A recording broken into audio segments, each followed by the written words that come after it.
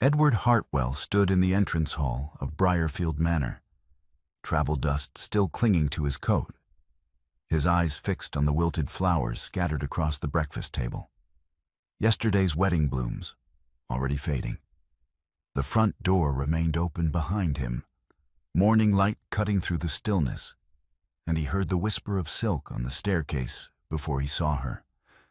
Lady Alderton descended with the measured grace of a woman who had anticipated this moment, her expression settling into something that might have been satisfaction or resignation. She stopped 3 steps from the bottom and met his gaze without flinching. "Lord Hartwell," she said, her voice carrying the calm precision of a hostess greeting an expected guest. "You are a day late." Edward's hands tightened at his sides. He looked past her, toward the doorway that led to the morning room, and his breath caught when Rosalind appeared. She wore a simple morning dress of pale blue muslin, her dark hair pinned loosely at the nape of her neck, and on her left hand, catching the light from the window, was a ring that had not been there 10 years ago, a ring that was 1 day old. The color drained from her face when she saw him, her fingers gripping the doorframe as though the floor had shifted beneath her feet. "I was told you didn't want me," Edward said, his voice rough from the long ride and the weight of 10 years carried in silence. Rosalind's lips parted, but no sound came. She stared at him as though he were a ghost, as though the sight of him standing in her stepmother's entrance hall defied every truth she had built her life upon. When she finally spoke, her voice was barely above a whisper. "I was told you never came." The words hung in the air between them, sharp and irrefutable. Lady Alderton remained on the staircase, positioned precisely between them, her hands folded at her waist. She said nothing. Her silence was deliberate, controlled, and in the stillness that followed, Edward understood that she had been waiting for this confrontation. She had known, perhaps from the moment his horse appeared on the drive, that the lie she had told 10 years ago would finally be spoken aloud. Rosalind took a single step forward, her hand falling from the doorframe. "You never wrote," she said, and now her voice carried the edge of accusation. "You vanished. I waited for weeks, and you sent nothing." "I was shown a letter," Edward said, his gaze moving between Rosalind and the woman on the stairs.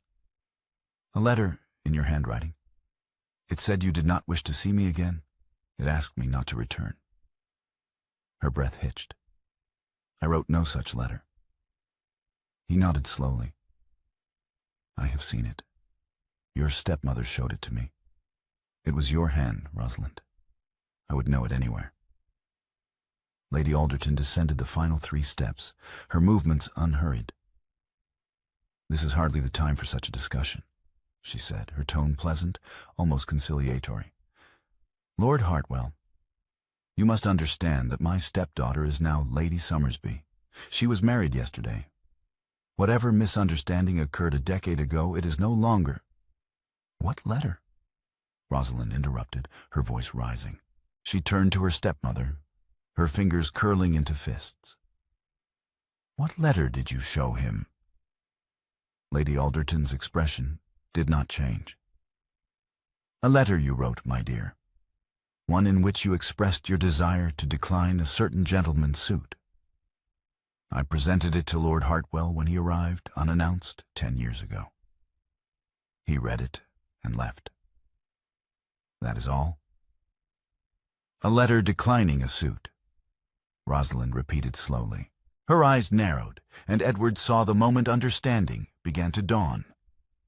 "I wrote such a letter.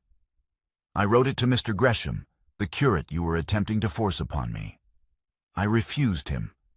I told him I had no interest in his attentions and asked him not to call again." Edward felt the floor tilt beneath him. "Gresham?" She met his gaze. "Yes. I wrote that letter to refuse a man I had never met, a man my stepmother was pressing me to accept. I did not write it to you. I would never have written such a thing to you. Lady Alderton's composure remained unshaken. You were young, she said softly. You did not know your own mind. I acted in your best interest, Rosalind. Lord Hartwell was— You lied. Rosalind's voice cut through the room like a blade. You showed him a letter I wrote to another man and told him it was meant for him. You sent him away. I protected you, Lady Alderton replied, and for the first time a note of steel entered her voice. Lord Hartwell was a second son with no prospects. You were a baronet's daughter. I ensured you would not throw yourself away on a man who could offer you nothing. I was an earl within the year, Edward said quietly. My brother died in a riding accident 8 months after I left Briarfield. I inherited the title, the estate, and a considerable fortune. Did you know that, Lady Alderton? She did not answer. Rosalind pressed a hand to her mouth, her eyes glistening. You knew I loved him, she whispered. You knew and you destroyed it. I secured your future, Lady Alderton said, her voice hardening. And you have done well, have you not? You are Lady Summersby now. Your husband is a baron with an estate in Kent and a house in London. You have security, position, and respect. What would you have had with Lord Hartwell 10 years ago? A second son with nothing but a commission and a borrowed horse. Edward took a step forward, his hands clenched at his sides. You had no right. I had every right, Lady Alderton replied, turning to face him fully. I was her guardian. Her father entrusted me with her well-being, and I fulfilled that duty. You may rage at me now, Lord Hartwell, but the fact remains.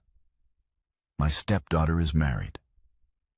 She was married yesterday, in the chapel at Briarfield, before witnesses and in the eyes of God. Whatever you believe you came here to accomplish, you are too late. Rosalind swayed slightly, and Edward moved toward her instinctively, but she held up a hand to stop him. Do not, she said, her voice cracking. You are addressing another man's wife. The words struck him like a blow. He stopped where he was, his chest tightening, and watched as Rosalind turned and walked out of the entrance hall, her footsteps echoing down the corridor until they faded into silence. Lady Alderton remained where she was, her hands folded, her expression serene. You should leave, Lord Hartwell, she said quietly. There is nothing for you here. Edward looked at her for a long moment, taking in the calm certainty in her eyes, the utter lack of remorse. This is not finished, he said. She turned and ascended the stairs. It is. It was finished 10 years ago. Her silk skirts whispered against the polished wood. Edward stood alone in the entrance hall, surrounded by wilted flowers and the wreckage of a decade built on lies. Edward found Rosalind in the garden an hour later, standing at the iron gate that separated the formal grounds from the meadow beyond. She had not changed her dress, and the morning sun illuminated the pale muslin, making her appear almost translucent. She did not turn when he approached, but he saw her shoulders stiffen, and he knew she was aware of his presence. I should not have believed the letter, he said, stopping a few paces behind her. I should have come to your window. I should have demanded to see you. I did none of those things, and that failure is mine to carry. Rosalind's hands tightened on the iron bars. Why didn't you? She asked, her voice low and raw. Why did you read a piece of paper and simply leave? Did you know me so little that you believed I could write such a thing?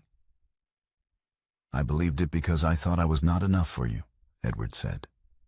You were the daughter of a baronet, raised in a manner, educated and accomplished. I was a second son with a commission I had not yet taken up. I had nothing to offer you but myself. And when your stepmother showed me that letter, I thought—" He stopped, the words catching in his throat. "I thought you had realized what I already feared, that you deserve better." Rosalind turned then, her eyes blazing. "So you left. You did not ask me. You did not question it. You simply accepted that I had dismissed you and walked away." He held her gaze. "Yes. And in the 10 years since, did you never think to return? To ask why? To demand an explanation?"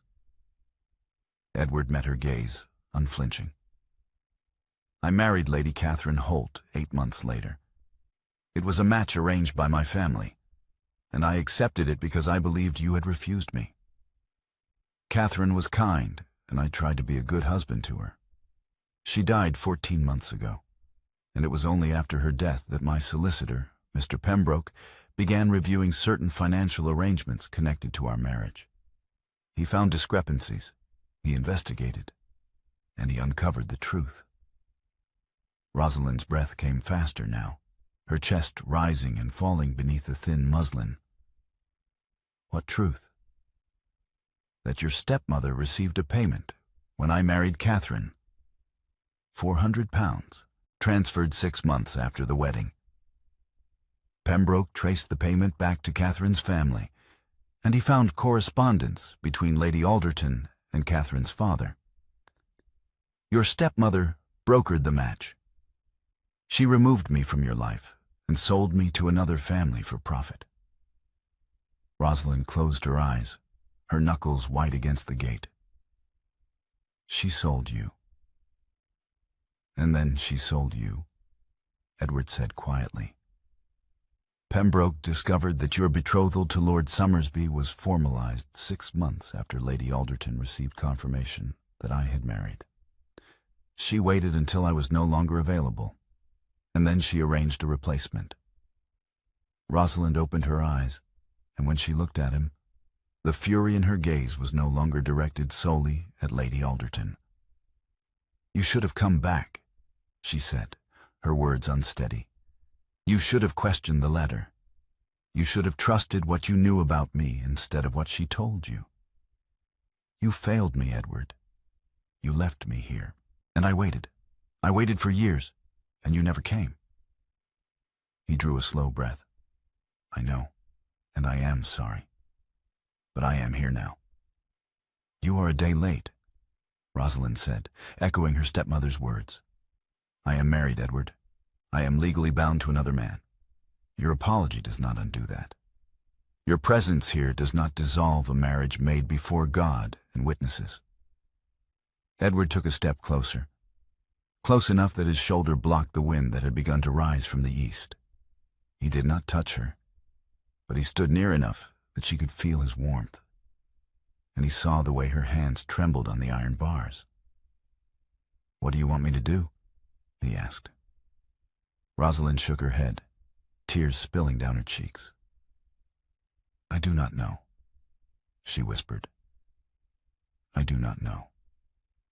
Rosalind sat alone in the Briarfield morning room, her hands folded in her lap, staring at the portrait of her mother that hung above the mantelpiece. The room was quiet, the fire burning low in the grate. And outside the window, the afternoon light had begun to fade into evening. She had not seen Edward since their conversation in the garden, and she had not spoken to her stepmother since the confrontation in the entrance hall. She felt suspended, caught between the life she had built over the past 10 years and the truth that had shattered it in a single morning. The letter had been real. She remembered writing it, remembered the careful phrasing she had used to refuse Mr. Gresham without giving offense. She had been 18, and Lady Alderton had been relentless in her insistence that Rosalind accept the curate's attentions. Rosalind had refused, and she had written the letter to make her refusal clear. She had never imagined that her stepmother would take that letter, present it to Edward, and use it to drive him away. The cruelty of it was breathtaking.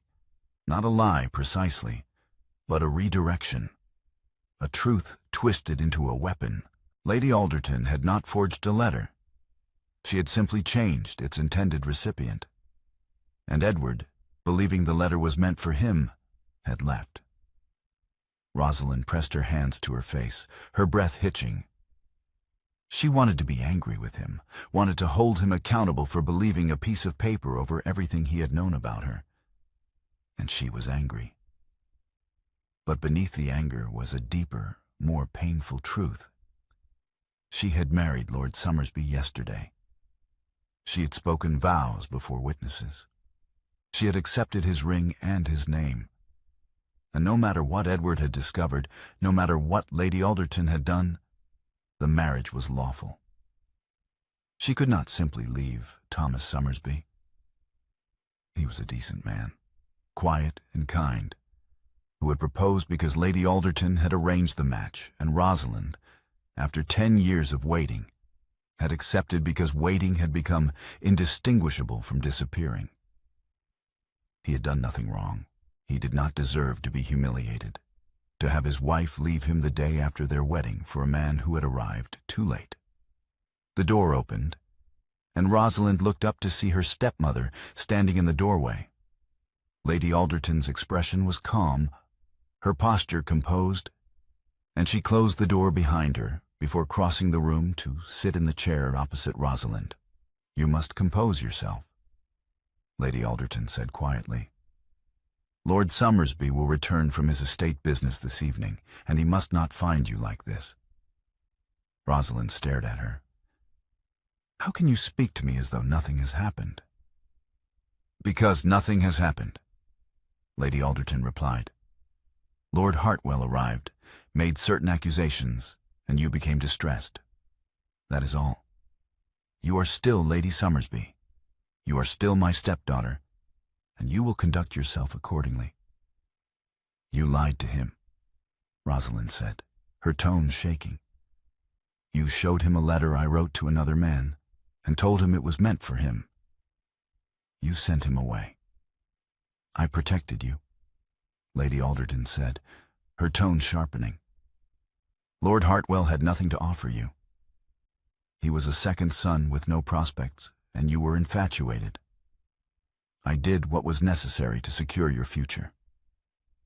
"You destroyed my future," Rosalind said, her palms pressed flat against her skirts. "You knew I loved him, and you took that from me." "I gave you security," Lady Alderton replied. "You are married to a baron, Rosalind.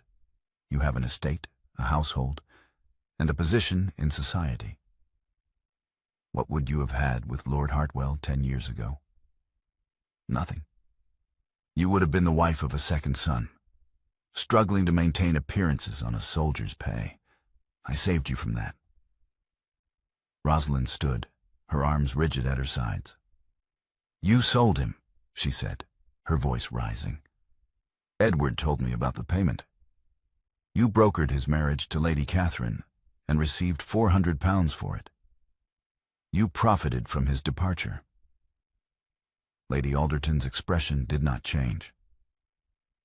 "I arranged a match that benefited all parties involved. Lord Hartwell's family desired a connection to the Holt estate, and Catherine's family desired a title. I facilitated the arrangement, and yes, I was compensated for my efforts. That is how such matters are conducted. Rosalind, you are not a child. You understand the way the world works." "And my marriage to Lord Somersby?" Rosalind demanded. "Was that another transaction?" Lady Alderton stood, her posture rigid. "Your marriage to Lord Somersby is the best match you could have hoped for. He is a decent man with a respectable estate, and he will provide for you. You should be grateful, not resentful." "I am not resentful," Rosalind said quietly. "I am grieving.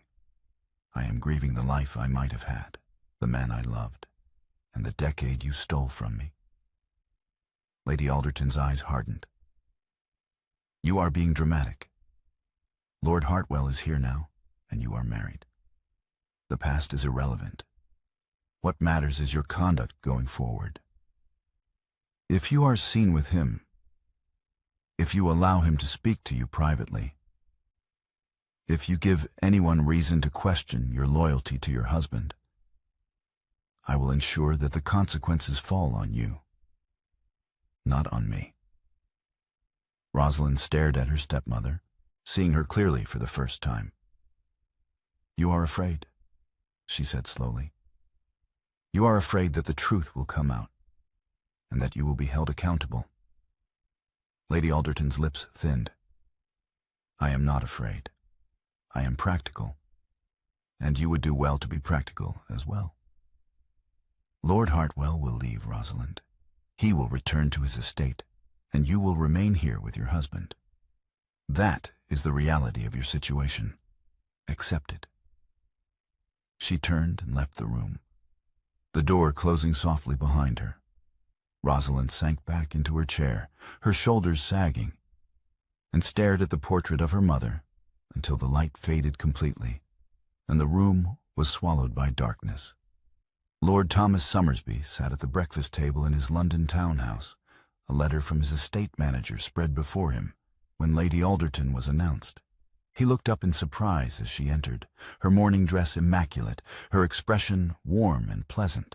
She accepted the chair he offered and declined tea, folding her hands in her lap with the ease of a woman accustomed to such visits.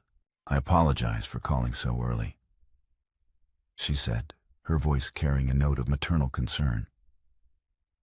But I felt it necessary to speak with you privately, Lord Somersby, regarding a matter that has arisen at Briarfield. Somersby set down the letter, his attention now fully on his mother-in-law. Is Rosalind well? She is distressed, Lady Alderton said, her expression softening. And with good reason. Lord Hartwell arrived at Briarfield yesterday morning. He appeared unannounced, and he has been persistent in his attempts to speak with her. Somersby frowned. Lord Hartwell? I am not familiar with the name. He is an earl, Lady Alderton said, her tone carefully neutral. He and Rosalind were acquainted in their youth. He left Briarfield 10 years ago, and we had not heard from him since. His arrival the morning after your wedding is unfortunate, and it has caused talk among the staff. Somersby's frown deepened. What sort of talk? The sort one would expect, Lady Alderton said delicately. A widower arriving at your wife's childhood home the day after her wedding, seeking private conversations with her. You must see how that appears, Lord Somersby. Somersby leaned back in his chair, his gaze steady. What are you suggesting, Lady Alderton? I am suggesting that you speak with your wife, Lady Alderton said, her voice gentle. She is young, and she may not fully understand the implications of receiving a gentleman in such circumstances. I have no doubt that her intentions are entirely proper, but appearances matter. You know this as well as I do. Somersby studied her for a long moment, his face giving nothing away. You are concerned about scandal. I am concerned about my stepdaughter's reputation, Lady Alderton replied. And yours, Lord Somersby. You are a man of standing, and your wife's conduct reflects upon you. I would not have troubled you with this matter if I did not believe it warranted your attention. Somersby nodded slowly. I will speak with Rosalind, he said. Thank you for bringing this to my attention. Lady Alderton rose, her smile warm. I knew you would understand. You are a sensible man, Lord Somersby. Rosalind is fortunate to have you. She left the townhouse with the same grace with which she had arrived, and Somersby remained at the table, staring at the letter from his estate manager, without seeing it. Something in Lady Alderton's manner had unsettled him.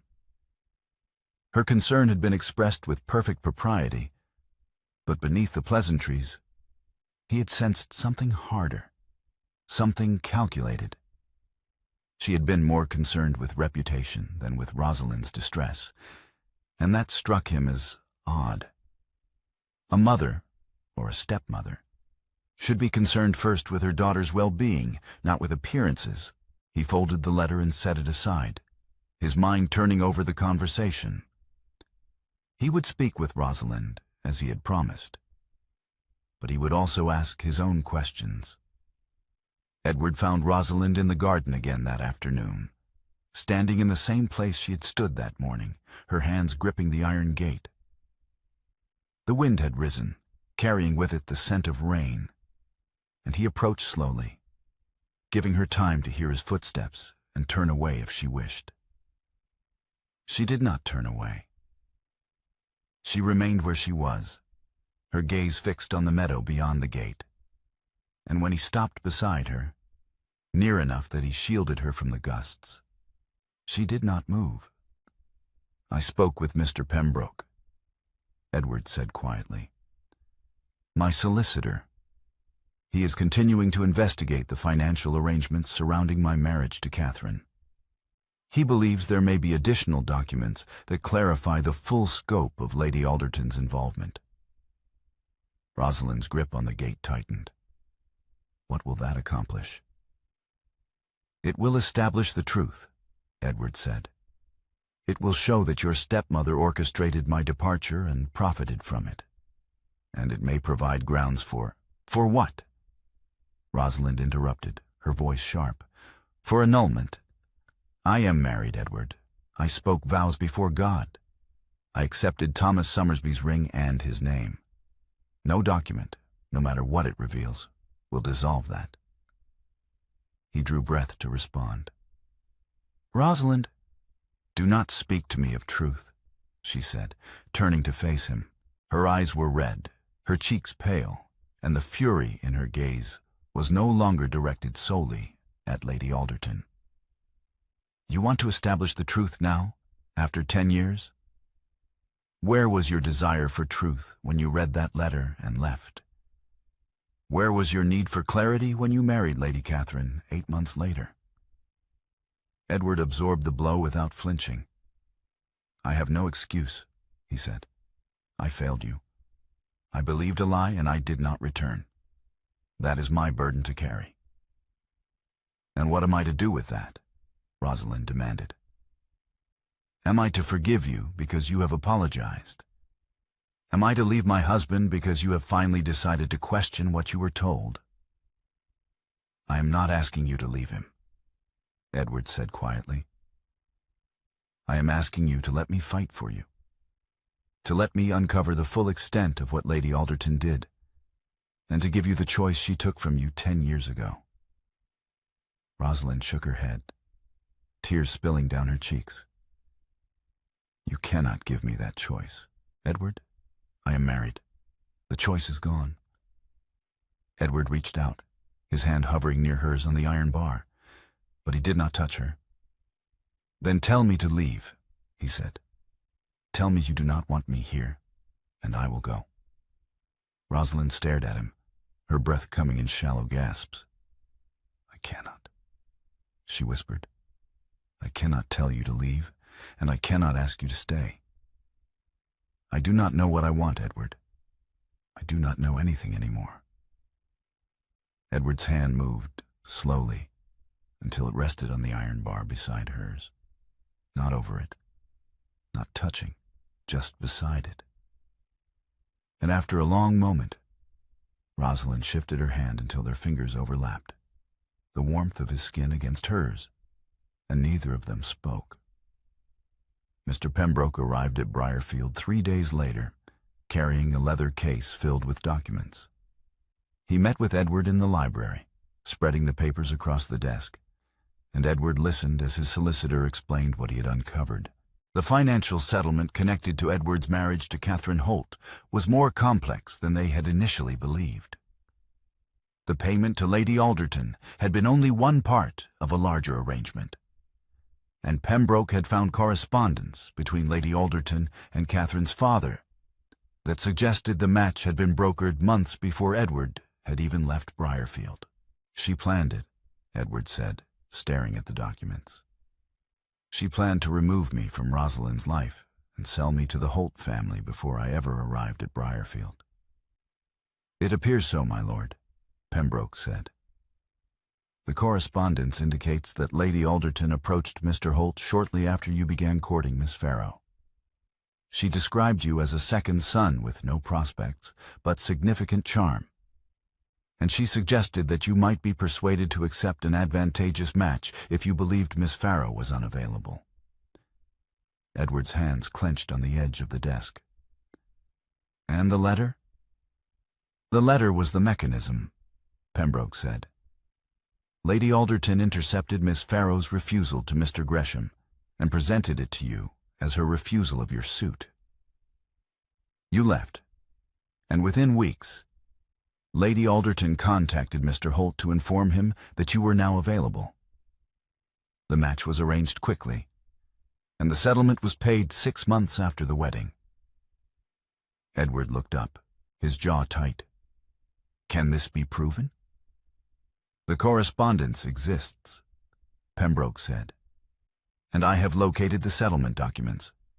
However, proving that Lady Alderton acted with malicious intent may be more difficult.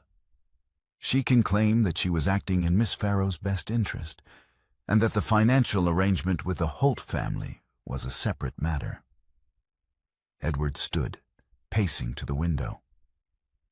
What about Rosalind's marriage to Lord Somersby? Can we establish that it was arranged under false pretenses? Pembroke hesitated. That would require Lord Somersby's cooperation, my lord. If he is willing to testify that Lady Alderton brokered the match without his full knowledge of the circumstances, it may be possible to petition for an annulment.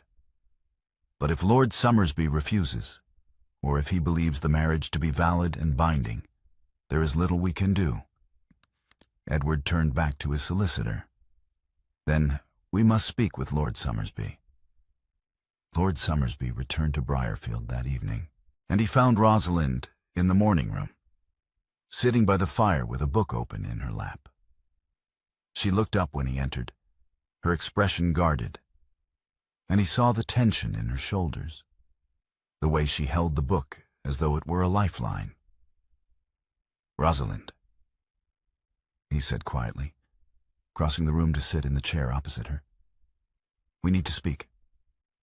She set the book aside, her hands folding in her lap. About what?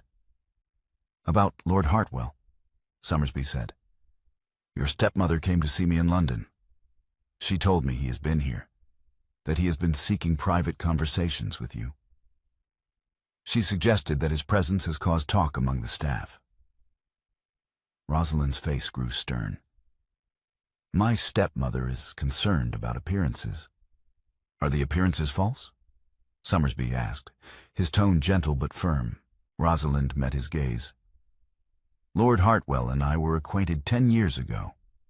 He left Briarfield under circumstances that I did not fully understand until he returned. He came here to tell me the truth about why he left, and that truth has complicated matters. Somersby leaned forward, his elbows resting on his knees. What truth? Rosalind hesitated, and then, slowly, she told him. She told him about the letter, about Lady Alderton's deception, about the financial settlement connected to Edward's marriage. She spoke quietly, her voice steady. And when she finished, Somersby sat back in his chair, his features carefully neutral. Your stepmother lied to him, he said finally. She showed him a letter you wrote to another man and told him it was meant for him. She nodded. Yes. And she profited from his subsequent marriage. Another nod. Yes. Somersby was silent for a long moment, his gaze fixed on the fire. And our marriage? He asked. Was that arranged in the same manner? Rosalind's breath hitched. I do not know, she said. Edward's solicitor is investigating, but I do not know the full extent of Lady Alderton's involvement in our betrothal. Somersby nodded slowly, his mouth a thin line. I see. He stood, and Rosalind rose with him, her body tense. Thomas, she said, her words catching. I am sorry. I did not know. You have nothing to apologize for, Summersby said, his tone firm. If what you have told me is true, then you are the victim of a terrible deception, and I will not stand by and allow it to continue. He left the morning room, and Rosalind sank back into her chair, her hands pressed to her face as the fire burned low in the grate. Lady Alderton found Lord Summersby in his study the following afternoon. She entered without knocking, her expression pleasant, and she closed the door behind her before crossing the room to stand before his desk. Summersby looked up from the letter he had been writing, his expression cool, and he set down his pen. Lady Alderton, he said, I was not expecting you. I came to speak with you privately, she said, her tone warm. I understand that you have been speaking with Rosalind about Lord Hartwell's visit. He inclined his head. I have. Then you understand the delicacy of the situation. Lady Alderton continued. Lord Hartwell is a widower with a certain reputation, and his presence here has caused concern. I believe it would be best if you spoke with him directly and asked him to leave. Summersby leaned back in his chair, his gaze steady. Why would I do that? Lady Alderton's smile faltered slightly. Because his presence is a threat to your wife's reputation. Surely you see that. What I see, Summersby said quietly, is that you are very concerned about Lord Hartwell's presence. More concerned, I think, than you should be if his visit were merely a matter of propriety. Lady Alderton's demeanor shifted, growing colder. I am concerned about my stepdaughter's well-being. Are you? Summersby asked. Or are you concerned about what Lord Hartwell might reveal? Lady Alderton's hands tightened at her sides. I do not know what you mean. I think you do, Summersby said. He opened a drawer in his desk and withdrew a folded letter. I have been making inquiries of my own, Lady Alderton. I spoke with my solicitor, and I asked him to review the circumstances surrounding my betrothal to your stepdaughter. He found several interesting documents. Would you like to see them? Lady Alderton's composure flickered, and for the first time, Summersby saw something like fear in her eyes. That is not necessary, she said. I think it is, Summersby replied. He unfolded the letter and placed it on the desk between them. This is a letter from you to my mother, written 18 months ago. In it you describe Rosalind as a quiet, accomplished young woman who would make an excellent wife for a man of standing. You suggest that I might find her suitable, and you offer to facilitate an introduction. Lady Alderton said nothing. My mother forwarded your letter to me, Summersby continued, and I accepted the introduction because I trusted her judgment. I met Rosalind, and I found her to be everything you described. But what you did not tell me, Lady Alderton, is that you had been brokering matches for years, that you had profited from arranging marriages for other families, and that you had a particular interest in ensuring that Rosalind married someone you could control. Lady Alderton's voice was low and cold. You are mistaken. He met her eyes. Am I? Then perhaps you can explain why you visited me in London and threatened to accuse my wife of adultery if I did not force Lord Hartwell to leave. Lady Alderton's breath caught. I made no such threat. You did, Summersby said, his words hardening. You told me that if Rosalind was seen with Lord Hartwell, you would tell Lord Pemberton that she had invited him. You said she would be the adulteress, not the victim, and you said I would be the cuckold. Lady Alderton's face went pale. That was not a threat. It was a warning. It was a threat, Summersby said. And it made me wonder why you would threaten me unless there was something you needed me not to find. So I asked my solicitor to investigate further. And he found this." He withdrew a second document from the drawer and placed it on the desk. Lady Alderton stared at it, her fingers quivering, and Summersby saw the moment she recognized it. "This is a financial settlement," Summersby said quietly. "It shows that you received £400 when Lord Hartwell married Lady Catherine Holt. My solicitor also found correspondence between you and Mr. Holt, indicating that you brokered the match. And he found a second settlement, dated 6 months after my betrothal to Rosalind was formalized. This settlement shows that you received an additional £200 from my mother's estate as compensation for arranging the match." Lady Alderton's composure shattered. "Your mother agreed to the payment. It was a customary arrangement." "Perhaps," Summersby said.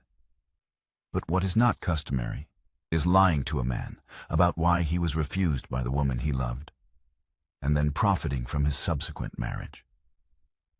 What is not customary is arranging a match for your stepdaughter without informing her, or me, that you had been paid to do so. You sold her twice, Lady Alderton. Once to the Holt family, and once to me." Lady Alderton straightened, her voice rising. "I secured Rosalind's future. I ensured that she would be provided for. Everything I did for her benefit." He shook his head. "No. Everything you did for yourself." He stood, and Lady Alderton took a step back, her hands gripping the back of the chair for support. "I will not be party to this deception any longer," Summersby said. "I will be writing to my solicitor tomorrow morning, and I will be instructing him to begin annulment proceedings. I will not remain married to a woman who was purchased for me." Lady Alderton's voice was sharp with desperation. "If your wife is seen with Lord Hartwell, I will tell Lord Pemberton she invited him. She will be the adulteress, not the victim. And you, Lord Summersby, will be the cuckold." Summersby stared at her, his expression cold. "You have already made that threat, Lady Alderton. And it has already failed? I suggest you leave Briarfield before I decide to make these documents public." Lady Alderton's hands shook as she turned and left the study, the door closing behind her with a soft click. Summersby stood alone, staring at the documents on his desk, and for the first time since his wedding, he felt the weight of the deception lift from his shoulders. Rosalind sat at the kitchen table late that night, her hands wrapped around a cup of cold tea. The house was silent. The staff long since retired, and she had come down to the kitchen because she could not bear to remain in her room any longer. She was afraid. Afraid of what Thomas Summersby would do. Afraid of what would happen when the truth became public. Afraid of the choice she would be forced to make. The door opened, and she looked up to see Edward standing in the doorway. He wore no coat, his shirt open at the collar, and his hair was disheveled as though he had been running his hands through it.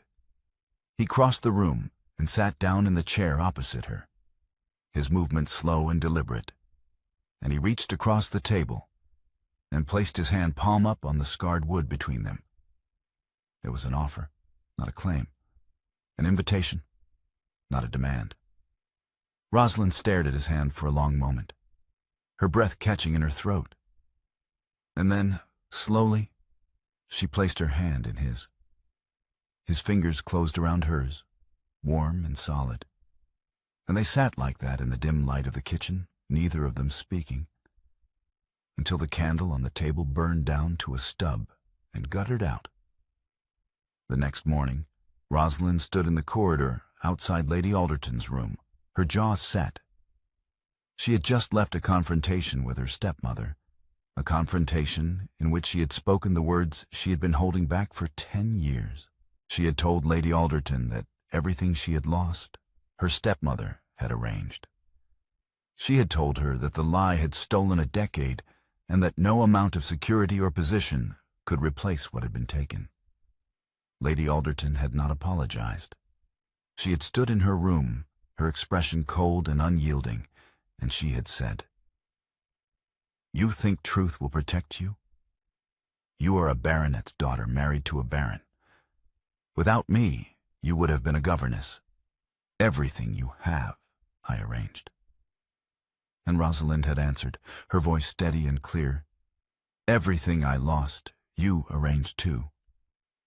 She had walked out of the room, leaving her stepmother standing alone, and now she stood in the corridor, her chest heaving, her pulse racing. Edward was waiting at the end of the corridor, his expression tense, and when she saw him, something inside her broke. She crossed the distance between them, her footsteps quick and unsteady, and when she reached him, she took the front of his coat in both hands and pulled him down to her. His forehead pressed against hers, his breath warm against her cheek. And she whispered, "I should have come back." He answered quietly, "Yes, I am here now. That is not the same thing." His voice was barely audible. "I know." She kissed him. His hands stayed at his sides until she pulled them to her waist, and then his fingers tightened, his grip firm and sure, and the kiss deepened. It was not gentle. It was not tentative. It was the kiss of a woman deciding what she wanted, not receiving what he offered. And when she finally pulled back, her breath coming in shallow gasps, she saw the question in his eyes. "I do not know what happens next," she said, "but I know I cannot live the rest of my life pretending I do not love you." Edward's hands tightened on her waist. "Then we will find a way," he said. "Whatever it takes, Rosalind, we will find a way." Lady Alderton's drawing room was the same room where she had told Edward, "She doesn't want you," 10 years ago. The walls were papered in pale green silk, the furniture upholstered in cream damask, and the writing desk by the window was the same desk where she had kept the letter that had destroyed a decade. It was night now, the room lit by candles, and 4 people stood within it: Rosalind, Edward, Lady Alderton, and Lord Somersby. Somersby spoke first. He crossed the room and placed a folded document on Lady Alderton's writing desk, his movements deliberate and precise. "This is a financial settlement," he said, his voice calm and steady. "It shows that you were paid £400 when Lord Hartwell married Lady Catherine Holt. My solicitor traced the payment back to Catherine's family, and he found correspondence between you and Mr. Holt, indicating that you brokered the match." Lady Alderton's expression did not change, but her hands tightened on the arms of her chair. "That arrangement was perfectly legal," she said. "I facilitated a match that benefited both families."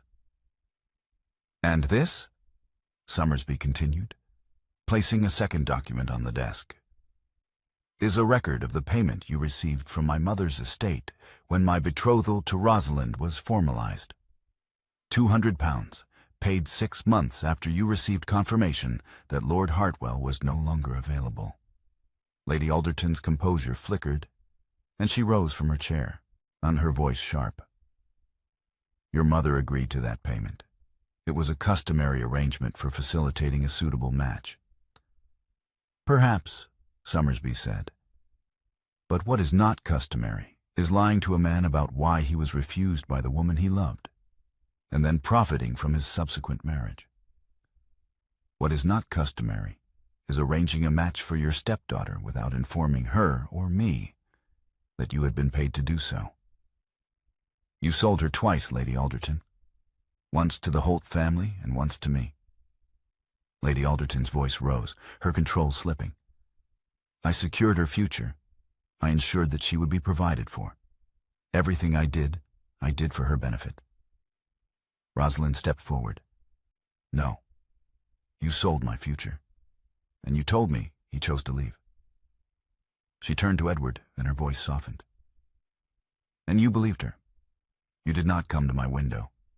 You did not write. You did not ask my father. You read a letter and you left. Edward's mouth tightened. No, I did not. I have no excuse. I have no... Rosalind, I failed you, and that failure is mine to carry. Rosalind turned back to her stepmother, and her tone grew cold. I am going to say this in the room where you said it to him. He wanted me. I wanted him. You knew both things, and you lied. Lady Alderton's hands shook, her composure cracking. You are being dramatic, she said, her voice rising. You are married, Rosalind. You spoke vows before God. No amount of truth will dissolve that. Summersby spoke quietly. No, but I will. The room fell silent and all eyes turned to him. Summersby's expression was calm, his posture composed, and he spoke with the quiet authority of a man who had made his decision and would not be swayed. I will not remain married to a woman who was a transaction, he said. My solicitor will begin annulment proceedings tomorrow morning. I will testify that the marriage was arranged under false pretenses, and that I was not informed of the full circumstances surrounding the betrothal. The annulment will be granted. Lady Alderton stared at him, her face pale. You cannot do this, she said. You will be humiliated. Your family will... My family will understand, Summersby said. And my honor will remain intact. I will not keep a wife who was purchased for me. He turned to Rosalind, and his expression softened. You deserve better than this, he said. You deserve a choice, and I will not stand in the way of that. He walked to the door, opened it, and left the room without looking back. The door closed behind him, and the three remaining figures stood in silence. Lady Alderton sank into her chair, her body trembling, and Edward moved to stand beside Rosalind, his hand finding hers. This is not finished, Lady Alderton said, her voice low and bitter. You think you have one, but you have not. Society will do what it always does, Rosalind said quietly. It will talk, and then it will move on. But you, Lady Alderton, will not move on. You will remain here, in this house, in this room, with the knowledge of what you have done. And that, I think, is a punishment worse than anything I could inflict. She turned and walked out of the drawing room, Edward following close behind, and Lady Alderton was left alone in the room where she had told the lie that had destroyed 10 years. The settlement documents lay on her desk, the candles flickered in their sconces, and the silence pressed in around her like a shroud. Spring arrived at Briarfield with the scent of rain and new grass. The morning room, which had once been Lady Alderton's domain, was now Rosalind's. Lady Alderton had been removed to rented rooms in Bath, her belongings packed and sent after her, and the house had settled into a quieter, gentler rhythm. The annulment had been granted, the proceedings conducted with discretion, and Thomas Summersby had left Briarfield with his dignity intact and his honor unquestioned. Rosalind stood at the Briarfield garden gate one morning in early April, the wind carrying the scent of wildflowers from the meadow beyond. She held a folded piece of paper in her hand, the letter she had written to Mr. Gresham 10 years ago, the letter that had been used to destroy a decade. Edward's solicitor had found it among Lady Alderton's papers, and he had returned it to Rosalind with a note explaining its significance. She looked at the letter for a long moment, reading the careful, youthful handwriting, and then she tore it in half. The pieces fluttered from her fingers, caught by the wind, and she watched as they were carried away across the meadow, disappearing into the tall grass. That letter was never mine to refuse, she said quietly, and never yours to believe. Edward stood beside her, his hand resting on the iron bar of the gate, and he nodded. No, he said. It was not. They stood in silence for a moment, and then Rosalind turned and walked back toward the house, her steps light and unhurried. Edward followed, When they reached the morning room, he found her sitting at the table, a book open before her and a letter in her hand.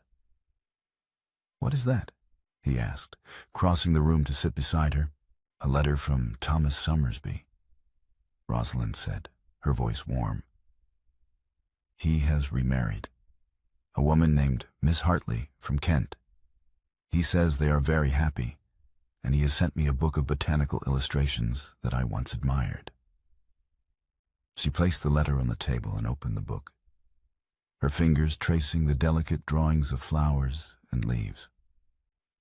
Edward watched her, and he saw the way her expression softened, the way the tension that had gripped her for so long had finally eased. "You are smiling," he said. She glanced up. "Thomas Summersby is happy. That matters to me." "You are generous with a man you did not choose," Edward observed. "I am generous with a man who chose to let me go when keeping me would have been easier," Rosalind said. She looked up at him, her eyes bright. "He gave me a choice, Edward. He did not have to do that. He could have kept me bound to him and no one would have questioned it. But he did not. He let me go." Edward reached across the table and took her hand, his fingers closing around hers. "And what did you choose?" he asked quietly. Rosalind smiled, her grip tightening on his. "I chose you," she said. "I chose the life we should have had 10 years ago. I chose the man who came back, even if he came back late." Edward lifted her hand to his lips and kissed her knuckles, his eyes never leaving hers. "I will not let go again," he said. She nodded. "I know." She turned back to the book, her free hand turning the page. And Edward sat beside her, his hand still holding hers on the table. The gesture was unhurried, permanent, the touch of a man who had learned the cost of leaving and would not make that mistake again. Outside the window, the spring sun broke through the clouds, and the Briarfield garden bloomed with new life.